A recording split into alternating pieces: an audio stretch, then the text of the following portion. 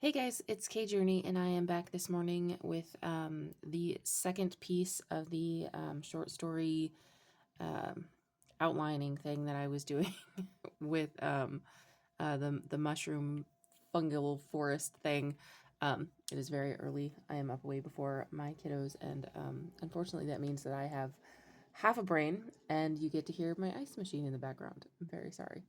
Um, Anyway, so I had planned on doing something spectacular for this second part of the mushroom madness monster thing. Um, excuse me, because I was really, really, really excited about it.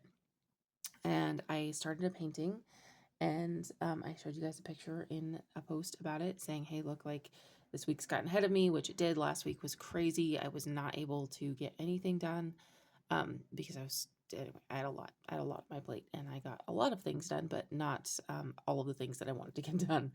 Um, so anyway, I posted a picture of that was unfinished, and then moved on. And over the weekend, I was trying to finish the painting, and I messed it up, and I messed it up really, really bad, and it completely derailed me. um, so now I am back, and I want to finish what I started without the painting, I guess, because unfortunately it's just not there, which is fine. It is what it is. So we're going to go back to note cards, and it's going to be okay. Uh, okay.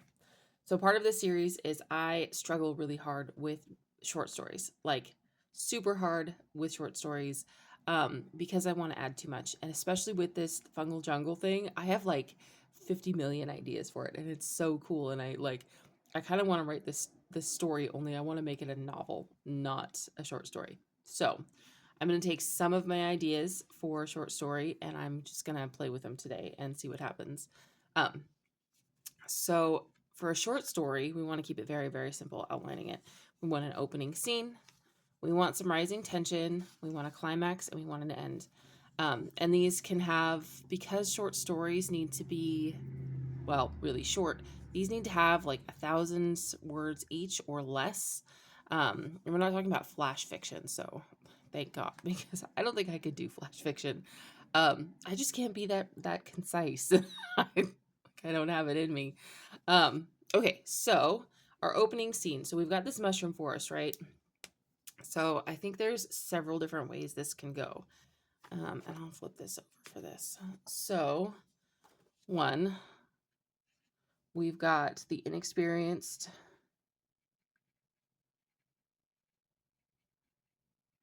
walking into this very dangerous forest full of spores that will kill you. And not having protection, or we've got the experienced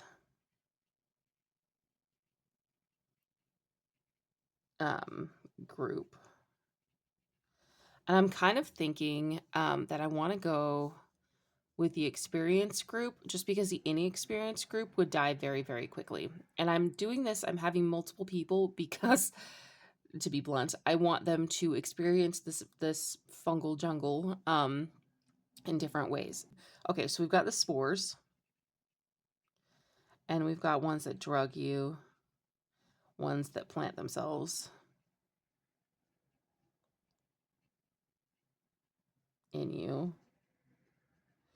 ones that attach and burn.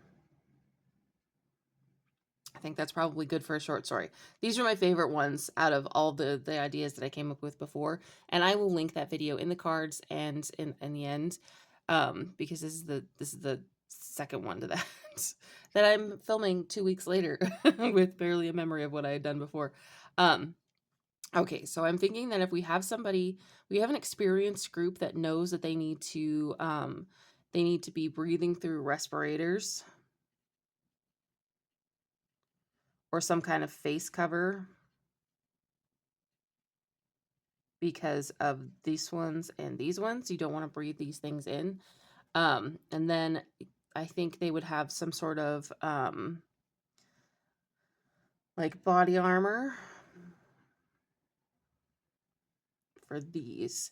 And I think that them coming in very prepared for the dangers of what they think are dangers in this forest, and what they're prepared for, really sets it up to have an interesting group of people just walking in. So I'm thinking we're gonna have, let's say we've got three people. We're gonna go with Josie,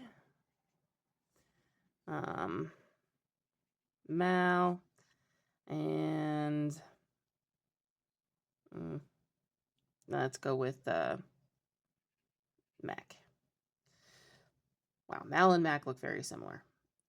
Maybe, let's go with Bryce. Okay, so we've got Josie, Mal, and Bryce. And we need to set up why. Why are they in there in this opening scene? And what are they taking with them?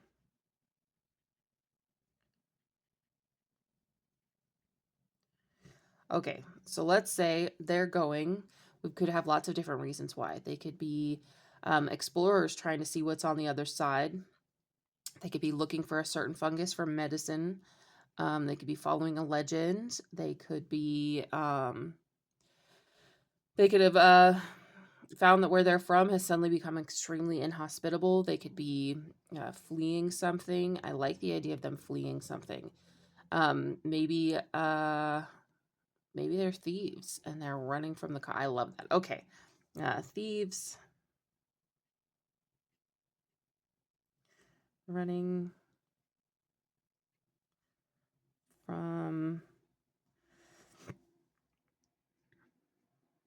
law.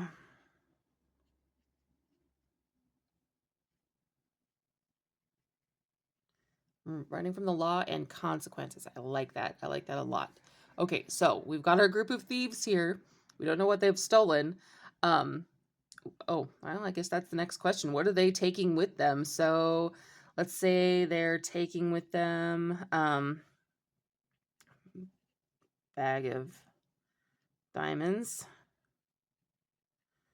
some food, but very little, not enough food.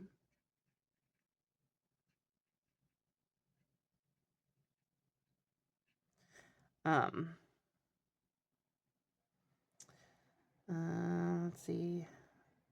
They've got all of this tactical gear, but maybe let's give them a disadvantage.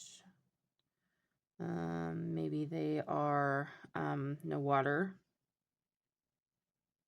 Maybe they ran quickly and they forgot water, thinking that they would get some in the jungle, which is foolish, really foolish. Then maybe fear. They're running, so they are running from law people. So if this is from a group of like settlers that live next to this forest, or a group of people that have lived next to this forest for centuries or generations, they know that the people following them are going to know just as much as they do about the forest. And on top of that, they're going to be better equipped. So,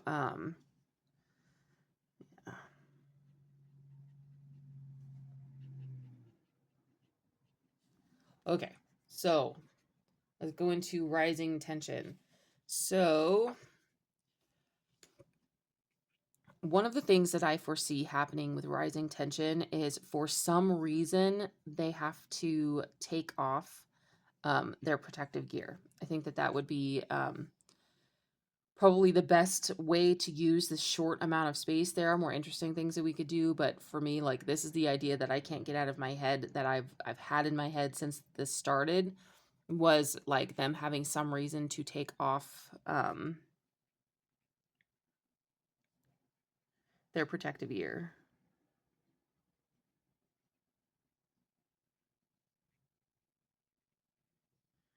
Okay, so let's say they need water.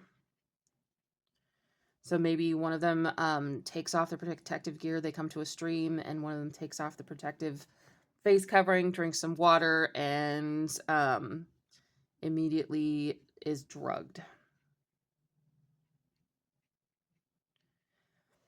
And this this drugged effect that happens is because the mycelium layer in this area wants their body to lay down so that it can attack.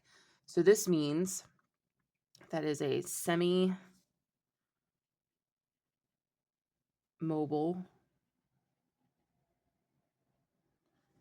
mycelium layer. I can spell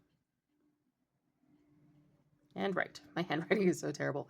Okay, so if they've gotten water and they're drugged and they're next to a semi-mobile mycelium layer, that means they're running from not just what's behind them,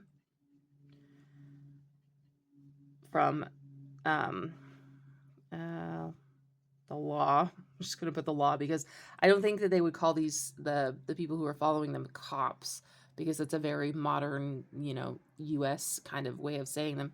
So they're running from law or guards or whatever. They're also running from things coming up out of the ground. So maybe what they did is they followed the water and they're off the path. So not only are they outside of the safe zone of these paths that are in between these different mycelium layers, and the mushrooms are facing away and whatnot. So not only are they off the path, so they're in the middle of a whole bunch of this mycelium that will attack them. But now they're running and they're not sure which way is out because they're running. And that's what happens when you are carrying a drugged person and you're terrified and you cannot go backwards and retrace your steps. You have to run forwards. So they're running into this mycelium layer that is basically hunting them from below. Yeah. Okay. So at some point, the drugged person fully succumbs and passes out. Okay.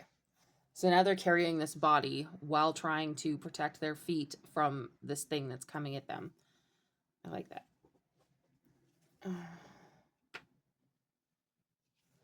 Okay, so I'm thinking our climax is going to be that instead of the layer beneath them, I have this idea about a massive insect.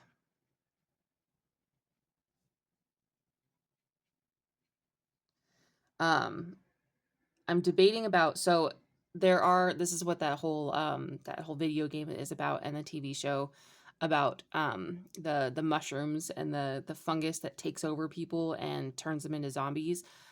It's a real thing, and it happens to bugs down in, I think it's Central and South America. I'm not sure.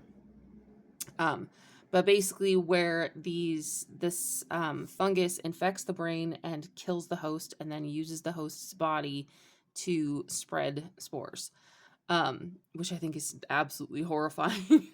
But I'm thinking that what's going to happen here is that they're going to run into an insect that has been infected.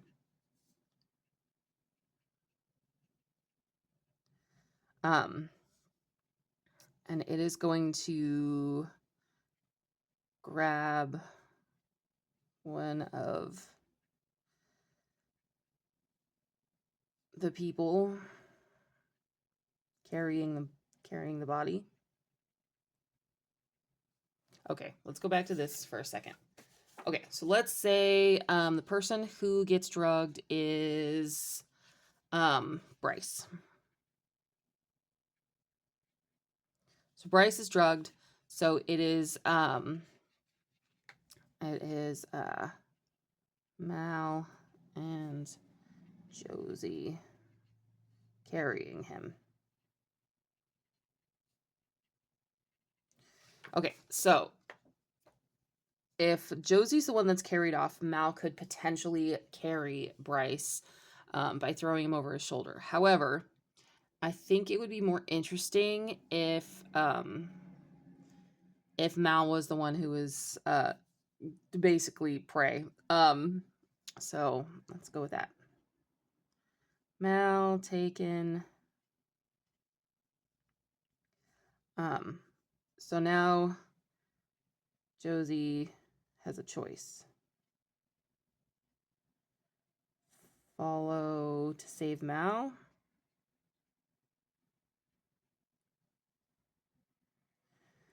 But leave Bryce.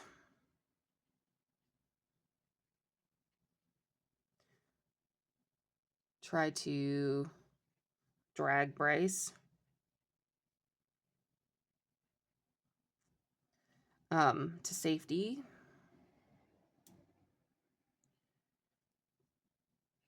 Or choose to survive and run. Now, I like the idea of her choosing to survive and run just because I feel like this story is so chaotic and they're thieves and they are running, so that feels very true to character. However, and I don't want to throw any romance in this. So these are not like she's not in love with Bryce and she's not in love with Mal. She's just going through this situation with them. I kind of think that I don't know. I think that there's more hope for Bryce than there is for Mal. So I would think that her choice would be to uh, get leverage and get Bryce on her back.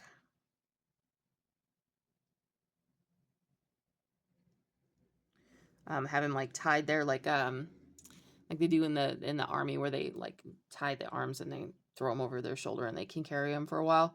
So she gets leverage and throws Bryce on her back and she's carrying him, dragging him, and then finds the path again.